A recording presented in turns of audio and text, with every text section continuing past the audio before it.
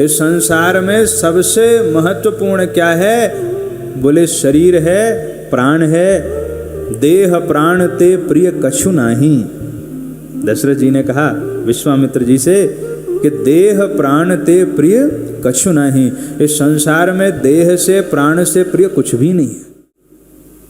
तो सबसे बहुमूल्य वस्तु जो हमारे पास है वह क्या है? हमारा शरीर। और ये किसने दिया? परमात्मा ने दिया। कोई पैसा लिया उन्होंने? नहीं लिया।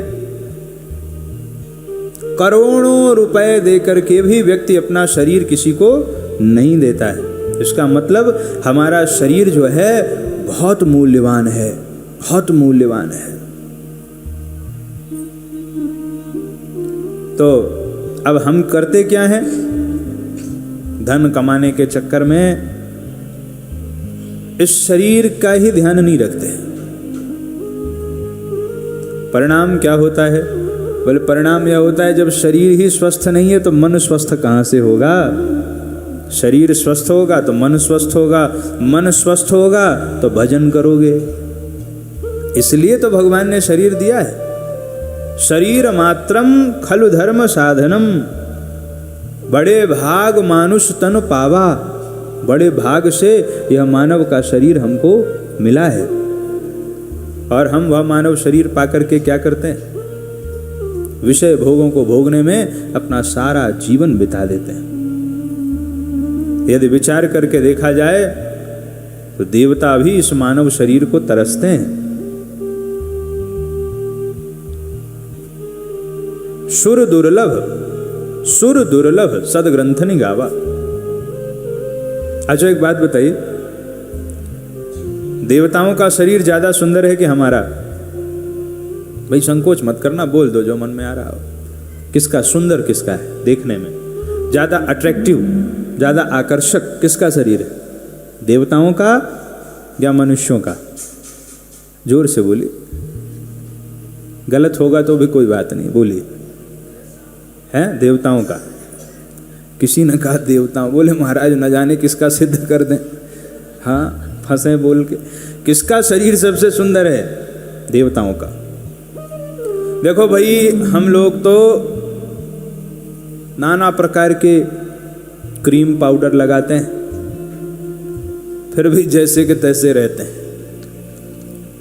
विज्ञापन आता था फेयर एंड लवली लगाओ गोरे हो जाओगे, और 20 साल जिसने लगाया वो भी ज्यों का त्यों ही रहा, परिवर्तन हुआ ही नहीं। देखो फेयर एंड लवली लगाने से सुंदर नहीं हो गए, विचार बदलने से सुंदर हो गए।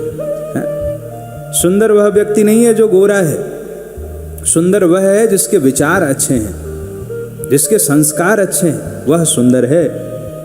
सुंदरता की परिभाषा क्या है? बोले जिसका विचार अच्छा है सोई सुंदर। देखो फिर सिद्ध करे बिना बात बनती नहीं है ना। सोई सुंदर सोई सुभग शरीरा, जे तन पाए भजी रघुवीरा। तो सुंदर कौन है? जो भगवान का भजन करता है। सुंदर वह नहीं है जो गोरा है, सुंदर वह है जो भगवान का भजन करता है। पवित्र कौन है? बोले पवित्र नहा करके व्यक्ति स्वच्छ हो सकता है, पर बिना भजन के व्यक्ति पवित्र नहीं हो सकता है। भजन करने वाला जीव ही पवित्र होता है। तो सोई पावन सोई सुभग शरीरा, जे तन पाए भजिए रघुवीरा। तो हम सुंदर होंगे भजन से, तो हम सोचते हैं फेयर एंड लवली लगा लो सुंदर हो जाओगे। ऐसा नहीं होता है। अब फेयर एंड लवली लगाना ही होगा तो तुम कहते हो फेयर एंड, अब ये भी कंपनी वाले प्रचार करते हैं, बोले हल्दी दूध से बनी है, तो भाई हम हल्दी दूध ही लगा लेंगे। हल्दी से स्नान करो, शिव महापुराण में लिखा है कि माताओं को कुमकुम की बिंदी लगानी चाहिए, हल्दी से एक दिन स्नान करना चाहिए, शिव महापुराण में लिखा है। तो ओरिजिनल हल्दी से ही कर लो, दूध से नहा लो, दूध का साबुन। अब कहो डब का साबुन किससे बना है? बोले दूध से बना है। और पीछे उसका इंग्रेडिएंट्स जो होता है उसमें देखो कितना दूध है। हमारे यहाँ बड़े बुजुर्ग आशीर्वाद देते थे, दूध हो नहाओ, यही कहते थे। तो बोले उसी से नहा लेंगे भरपूर मात्रा में। यह सब केवल धन अर्जित करने के लिए किया जाता है। वास्तविक सुंदरता उसके पास में है जो भगवान का भजन करता है। एक व्यक्ति 1000 रुपए की क्रीम लगाता हो और दूसरा जो हो वो 1 घंटे ताली बजा के संकीर्तन करता हो भगवान का नित्य, तो दोनों के तेज में जमीन आसमान का अंतर होगा।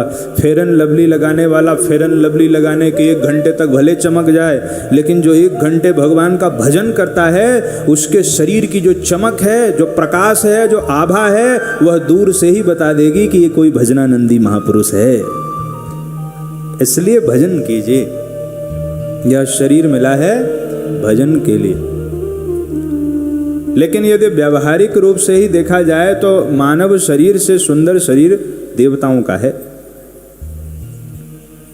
हम लोगों को रोग आदि अनेक बाधाएं सताती हैं। मिठाई खाने का बड़ा मन है लेकिन शुगर हो गया,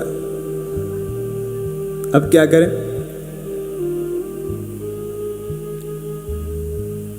तो लेकिन देवता खूब भोगते हैं। तो प्रश्न यह उठा कि वो देवता फिर मनुष्य बनना क्यों चाहते हैं?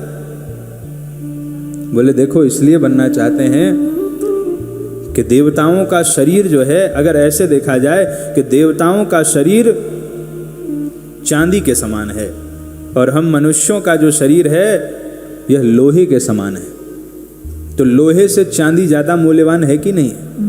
उसी प्रकार हम मनुष्यों से देवताओं का शरीर ज्यादा सुंदर है, ज्यादा आकर्षक है, पर फिर भी देवता मनुष्य इसलिए बनना चाहते हैं क्योंकि चांदी में परिवर्तन की संभावना नहीं है।